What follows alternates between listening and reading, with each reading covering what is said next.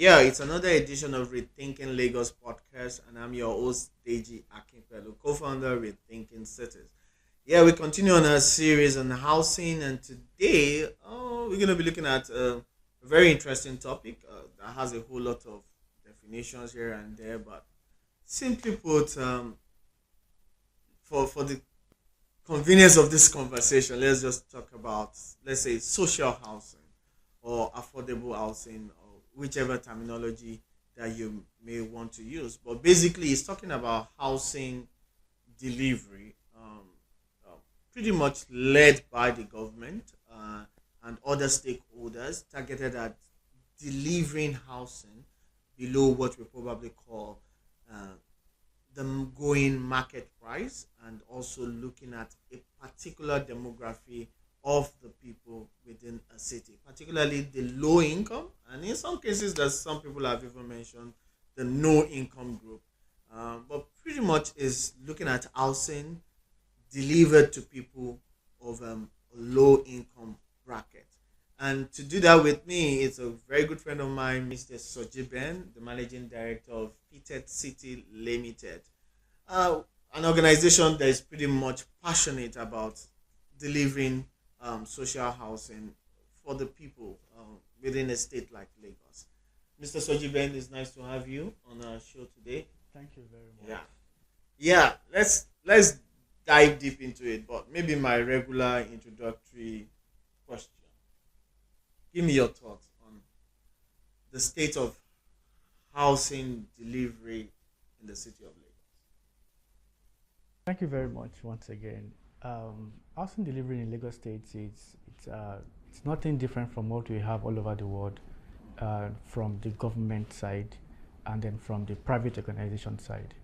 But I would like us to understand something that the most important people to develop housing anywhere in the world are the entrepreneurs and non-profit.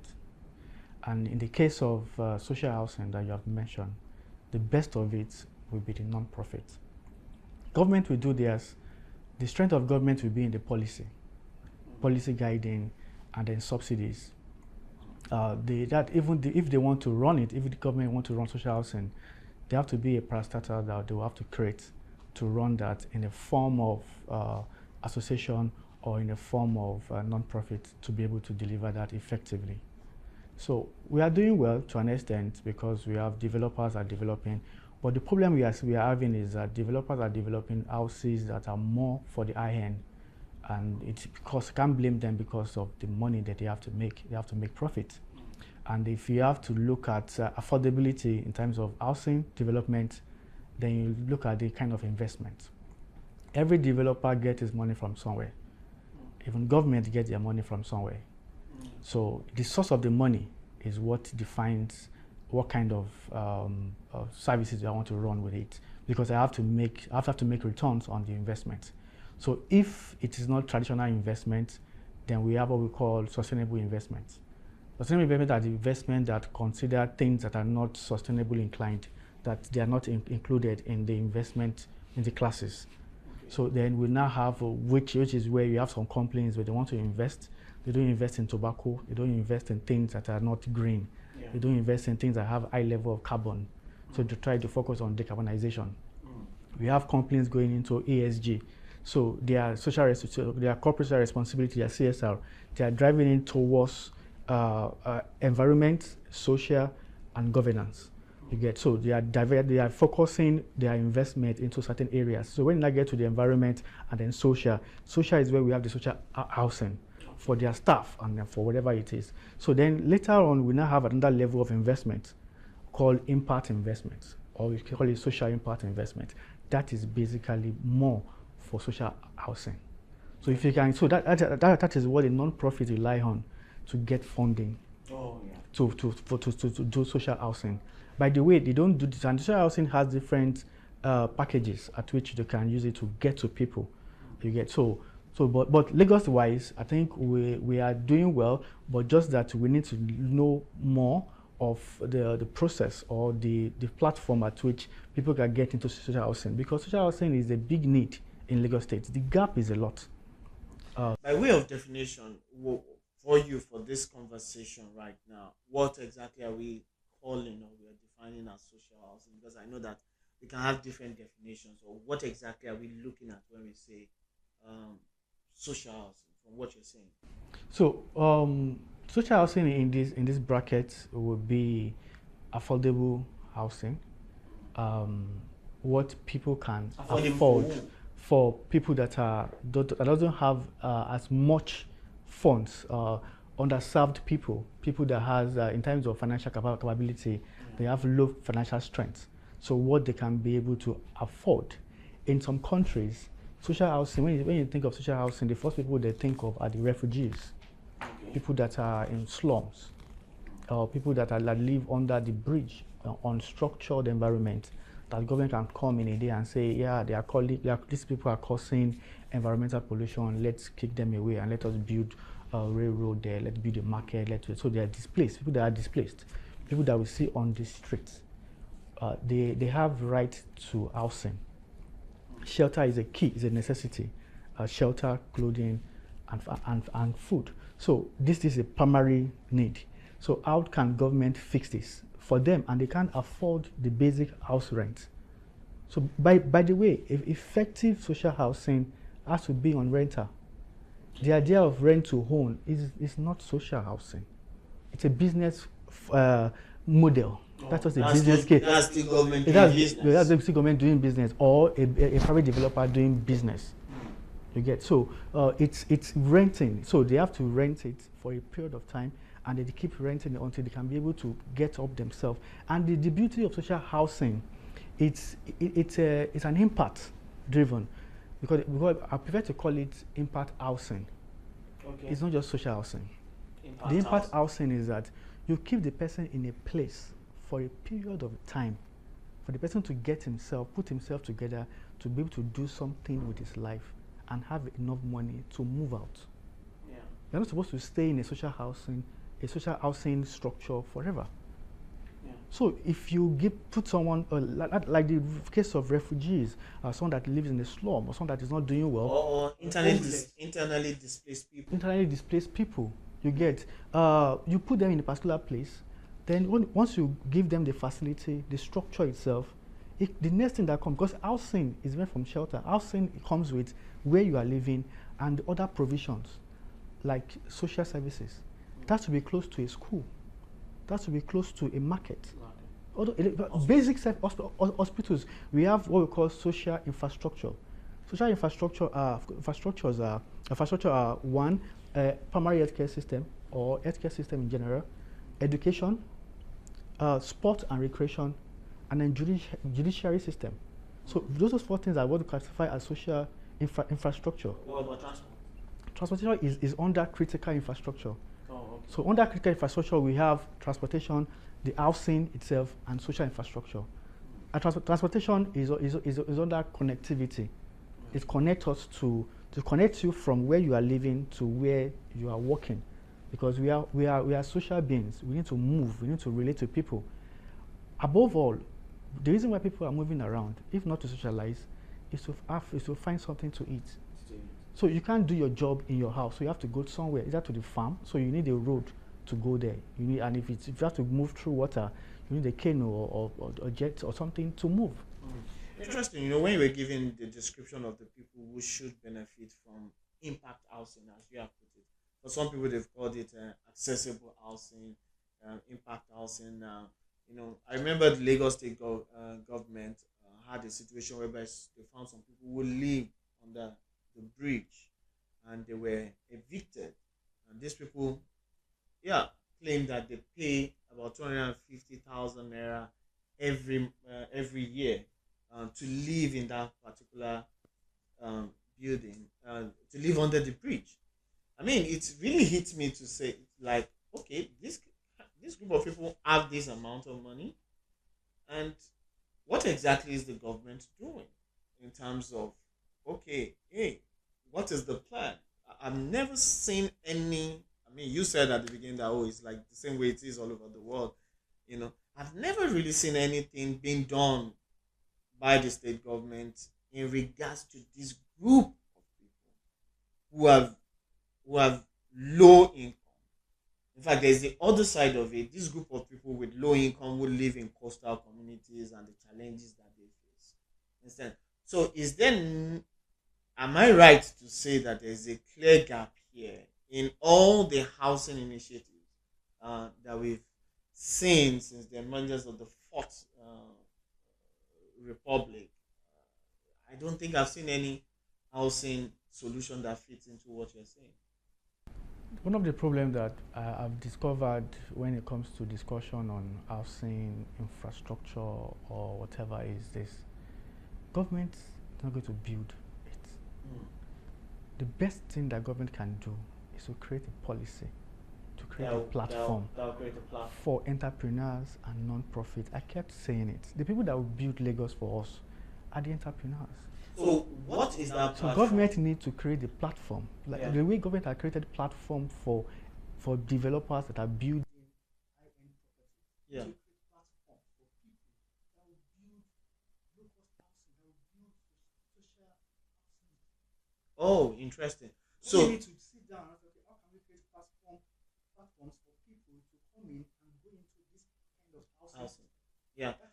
And also even the people who, I think also the opportunity lies also in even the people who are doing and or the policy also should make provision for people who are doing luxury housing to be able to make provision for this. The people that are doing luxurious houses, that the kind of model would do, if I'm selling a house for XY amount, I'm selling it for that amount because I understand where I got the money from, Yeah. the investment from. I need to make profit.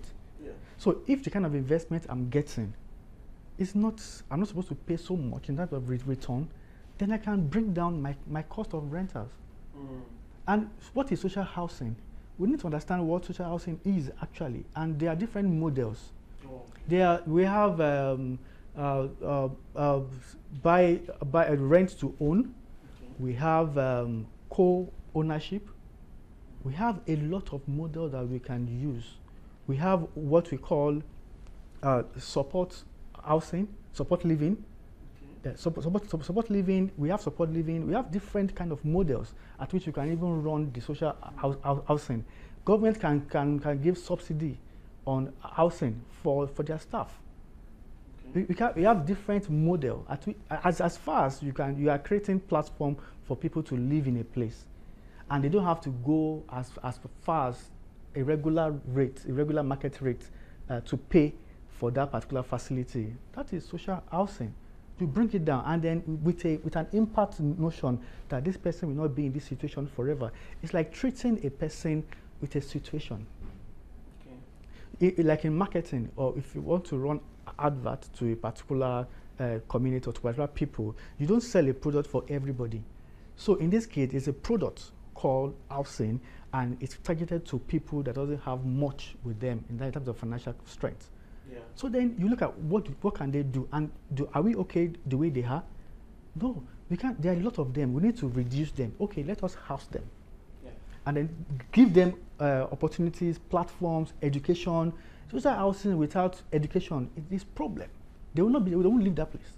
How do you link up? I had a conversation with Mr. Gbenga Kumalafe, the Secretary General of Federation of Informal Workers. I mean, this is an artisan group, and they have their housing cooperative that they are setting up. I mean, where do you see the opportunity to further? Where do you see the opportunity for policy to actually strengthen this group of people? We're even mentioning this group of people, and this group of people, on their own, they're even trying to put together funds. I've been to quite a number of cooperatives by low income groups, and they really do cooperative societies that are functional, that are working. Where do you see the linkage? What advantage can government take out of this? Okay, what the things government can do with them will be probably to create policies or create platforms for all investors to invest with them. And I don't know why we kept saying government. Whoever, I believe they've gotten the land that they want to develop for themselves, and but that land would have come at a very high cost. Would have come at a very high cost. So the place of government coming in is like the way government set up refineries. Yeah. The way government set up free trade zones. Yeah. the land is probably owned by some families, Mm-hmm. and government will go and meet them. Okay, fine. We need to use this for a purpose. Either if it's for commerce, we call it a free trade zone. We need to bring in investors into our country. So give us this your land. We will give you a certain amount. If you have the CFO, fine. If you don't have it, go and bring historical proofs that you own this facility, you own this piece of land, and then we'll pay you, including the money for the crops on it, because you are probably going to demolish your crops because you are farming on it.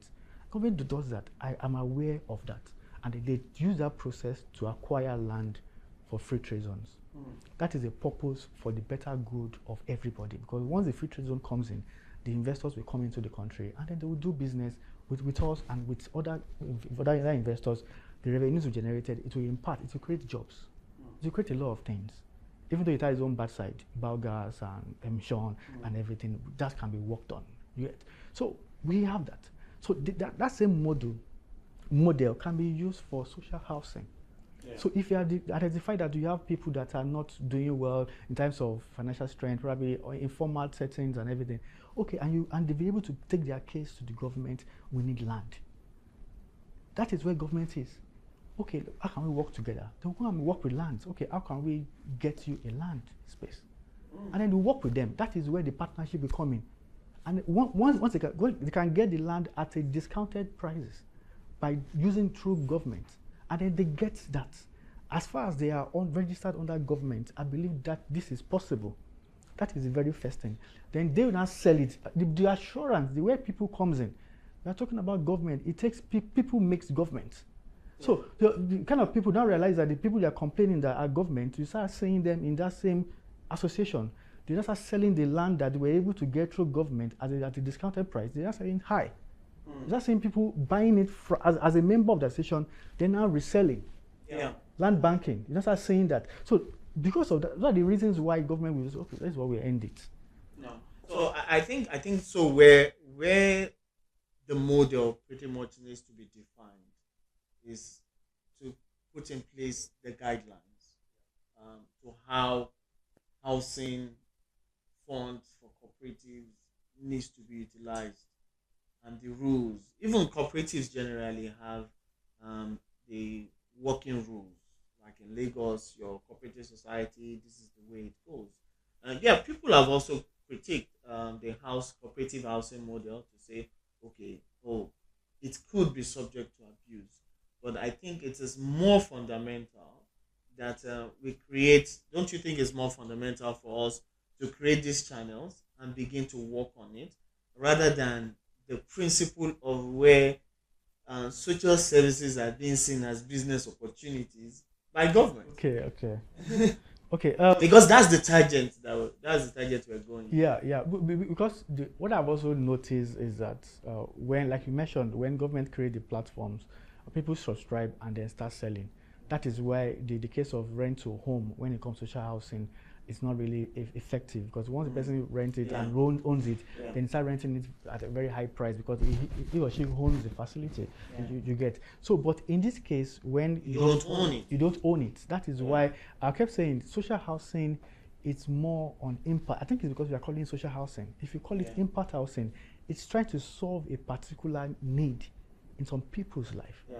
I think there's a religious organization. There's mass housing. Yeah. There's mass housing for like the one Jack Day did. It's mass housing available to just make houses available for people. You can regard it as social housing, fine. That's why I don't like the word social housing. We are getting to flood it. Let's do more of impact. If it's mass housing, you can also regard it as social housing because you are providing houses for as many people as possible. You get it. But some of the people, they have a lot of money in their pocket, but because the house is cheap, they afford it. Social housing is particularly to people that we know that they can't afford this. Let me pick your brain on the challenges faced by people who live in coastal communities and the issue around land rights. And we can see more and more housing development happening in the coastal areas of Lagos. A whole lot of land grabbing happening there. Fishing communities are disappearing. Makoko, the people who live in Makoko are threats, and several, not only Makoko, Oronshoki has had its case, several other. What do you think should be the approach to um, land ownership, home ownership, housing in those communities, in the light of the concept of government being socially active in the housing space? Okay. The the way government has been coming into those places to displace them because of particular purpose, it's not a good one. I think it's just the approach. Those things will definitely happen because we talk about resilience of cities. If there's no proper measure to manage coastal lines, Mm. when the disaster comes, those people they won't be the one to tell the story. Mm. So, but the point there is, if government is going to go there to solve the problem, the future problem of water claiming our land, of we losing our land to water, that is reclamation, then it has to be done properly. Mm. There's what we call communication between governance and the people. They have to communicate with them, sit down with, not just send letters. From what we always hear that you send letters, and don't know, letters of eviction and everything. So we have to sit down with them and let them understand reason what is going on. Mhm. The most underrated information in this world is this global warming. Mm. Just like the way it is being stated that in 2050, the whole world will blow up, and nobody is saying anything about it. And it's because the people that will say something about it, you first see a graph, then you see a professor blowing grammar, like this is what will happen. You're looking at what this guy is saying, and people are not interested. Communication pattern. We need people. We need bloggers. We need comics. We need things. We need a better way to represent the information about global warming for people to understand. This thing we are talking about is because but in the next 50 years, we'll be saying something else. Will be a global matter, climate matter. It's because we don't know how to communicate to people, and that is the reason. That's the problem we're having with those coastal roads. It's more disastrous to those people that are living there. So if government has solutions for those things, then they communicate effectively with those people first. After that, and then they put measures with it, and they make better use of that place. I know they always have plans. Governments are filled of people, experts that always come up with ideas, innovations. You get so, and once they are doing that, they also need to carry. It's just stakeholders management. I think that the only problem I see in all those things that government, especially in Lagos State, is just proper stakeholders. Yeah, I think there's a lot of challenge with stakeholder management, and I've seen communities who have even been engaged, um, like auto community, but eventually, years down the line, even with the UK government coming into the city of Lagos to address the issues around auto community, because the National Theatre is going to be redeveloped. Auto is very close to the National Theatre. Now, to maintain a balanced city and to ensure that the people who live around that axis, um, their livelihood and their household is preserved, a whole lot of research and data community engagement was done. But it's sad to say that a lot of eviction has happened in that space, and till today, we are yet to get any direct information from the government to say this is what is happening. So I think even under the a lot of pretext, or let me put it, don't let me say, even after doing things that seems to be the right action, like in the case of auto people, it's sad that we are even having a situation whereby the people are even being displaced. And you sometimes want to even question the motive or the intentions of government, when we look at when you come with even from the climate change angle, which I strongly understand and I support. But you discover that the developments that even go on in those places eventually is not even helping to solve any climate problem. So I think that there's a need for a lot of genuineness by government in trying to address some of these problems. But briefly, I would like you to speak to government social infrastructure, the importance of social infrastructure in housing in a city like Lagos. When you are thinking, particularly when you are providing housing for um, under the impact project and the impact housing, like you have put it. Yeah, what is it's I think it's important to let people know what really housing is about, particularly from the perspective of infrastructure. Yeah, okay, thank you. The in Lagos State, using Lagos State as an example, the social infrastructure that we have, I wouldn't say is enough. I said social infrastructure. We have healthcare, education, judiciary, and the sport or recreation. Under healthcare, primary healthcare system, we have about I think not enough that can go around. So if you look at a primary healthcare center that we have compared to the communities that it's serving, you realize that we don't have enough. Thank God, private organizations are setting up their hospitals to meet up, and they don't do primary healthcare center. They do secondary and tertiary healthcare institutions, healthcare structures. So then the cost of healthcare is going up. So if you have a lot of primary healthcare centers, which is run by government and subsidized, you will realize that we can reach as much as possible. That is one.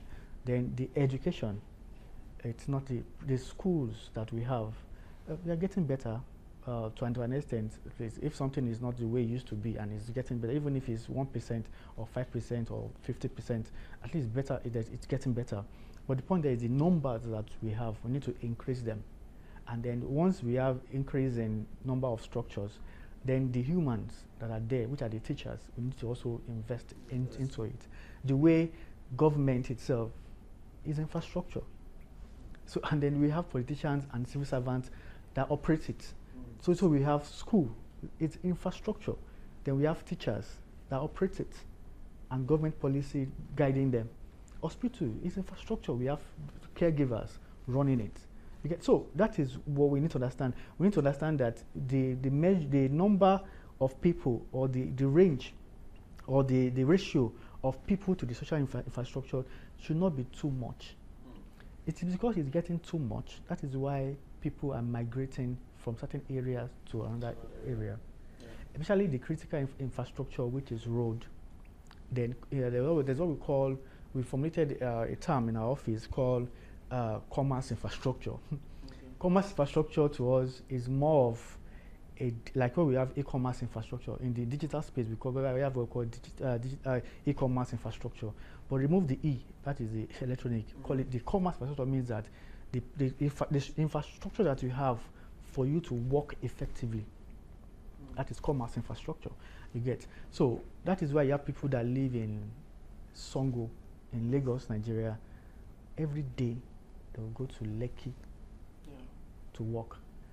The stress. Forget about the time. The guy will probably wake up around 4 or 5, sometimes 3 a.m. in the morning, join different buses or a particular bus, and get to the office. He's tired. Before he settles down and start working, it affects his life. The state of his life and the longevity of his life start getting reduced. So with that person, and in his own area, there's no proper healthcare system there. So you get. So these are the things that makes up social infrastructure. So you need to understand how can government now resolve that? Then start building new cities, new town development. What that commerce infrastructure, bring it close to the rural settlement. Yeah, there's the New Towns Development Authority in the city of Lagos, and pretty much I don't hear much of from them, or we don't really see much of their activities. But definitely, new town development is very very important, and allocating those new town development to impact housing or affordable, accessible housing. As long as we're talking about housing for people within the very low income bracket, um, yeah, that's something that we need to pretty much consider. Thank you very much for your time. I really get your point about really re-picking back using the instrumentality of policy to get the enterprise to begin to see to begin to utilize the opportunities that exist in impact housing, and I think that is very very pivotal. And thank you so much for your contribution. Yeah, thank you guys. That's the end of another episode of Rethinking Lagos podcast. Catch you on the next series. Bye.